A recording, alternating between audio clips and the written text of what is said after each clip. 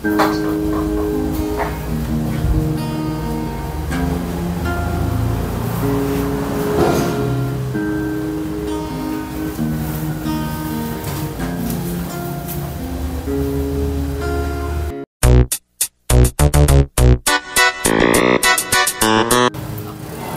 morning mga kadilbok. Ayan.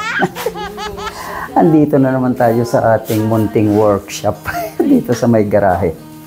It is Saturday, November 25. Ito, may gagawin na naman tayong project At ang susunod natin is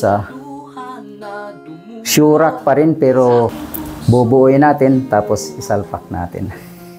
Hindi built-in. Ipapakita ko muna sa inyo ang ating paglalagyan. So ayan po yung paglalagyan natin. Ito hanggang taas nasa 220 meters. So at ang width naman is gawin nating 60 lang. So ito is from dito up to column ay nasa 68. So gawin lang natin na 60 para may allowance dito at least 5 or 7 cm. Yan. Diyan natin ilalagay. At yun nga mga kadilbok, tayo ay kanina pa tayong gumagawa, nakapag-cut na tayo ng para doon sa shurak, na ang taas natin ay nasa 2.20 meters. So itong isang plywood kasi is may taas na 2.42 something. 240 o 244. So 220 lang ang ating kailangan. At ito nakapag-cut na nga tayo. Ito dalawa para sa both side. And then meron po tayong ilalagay na balit dalawang doors lang ito. At meron tayong para sa button and top at sa sentro. So gagawin natin ngayon ay bubuuin natin itong box and then isasalpak natin doon. Oh yeah. Ayan, at nailagay na natin itong clamp, angle clamp. So nakagawa na tayo ng box. At ito ay i-drill na lang natin. Gamit natin ang lock screw. So, kung titingnan natin, ganito ang labas. Ayan yung box natin. So, hindi pa tayo nakakabuo. Pero, ayan. Walang videographer kaya nabutasan na natin ang para sa screw, sa black screw. And then ang sunod natin is kasi yung may tatlo tayong ginagamit na cordless na drill, so yung dalawa nagpapahinga.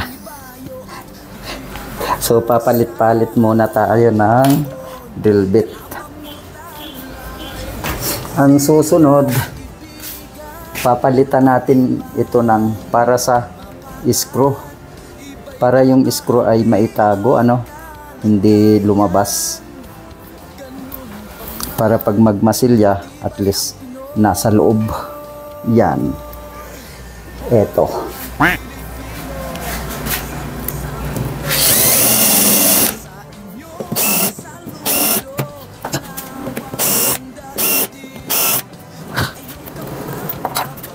Ayun, nabutasan na natin para sa ulo ng screw, at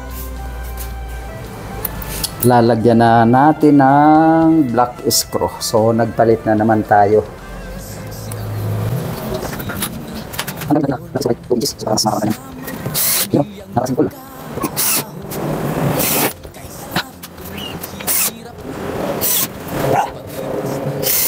Yun.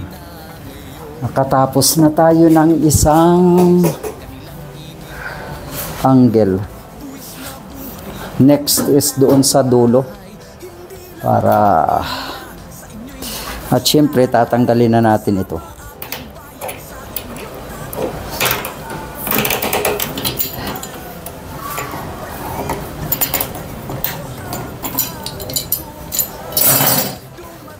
So ayan, may black screw na yan. At tuloy-tuloy tayo, bubuuin natin ito. Kanina ang ginamit natin na pangkat, itong circular. So, ayan. A few moments later. Siyempre, dyan lang kayo at tatapusin natin itong ginagawa. So, ipiflex ko ito pag ito ay nakakabit na doon sa wall. Itong ating shoe rack. Pangalawang shoe rack na ating gagawin. So, hanggang dito na lang muna. Sabi nga ng inyong Bilbo Crew Vlog Official, saan ka man naroon, mag-ingat po tayo. Bye-bye!